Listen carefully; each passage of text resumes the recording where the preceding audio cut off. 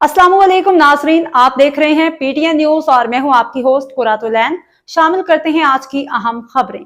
सदर मुमलिकत और वज़ीर आज़म का कश्मीरियों के यौम हक़ खुद इरादियत पर पैगाम। मसला कश्मीर ताकत से नहीं, मुज़ाकरात और अक़वाम मुत्तहिदा की करारदादों से हल होगा।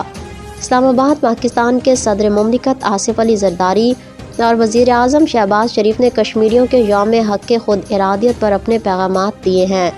सदर आसिफ अली ज़रदारी ने यौम हक़ खुद इरादियत कश्मीर पर कहा कि कश्मीरी आवाम के हक़ खुद इरादियत की जिदोजहद 7 दहाइयों बाद भी जारी है।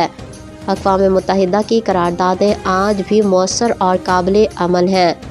उन्होंने कहा कि भारत का कश्मीरियों को हक़ राय दही से महरूम रखना बैनुल-अक़वामी कानून की खिलाफ वर्जी है।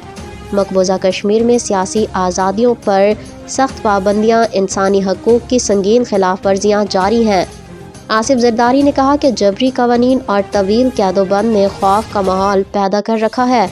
मकबूजा कश्मीर में आम शहरी तशद्दुद और बेघरी का शिकार हैं। न्यूज स्टूडियो से फिलवक्त के लिए इतना ही। मज़ीद खबरों और अपडेट से बाखबर रहने के लिए देखते रहें पीटीएन न्यूज।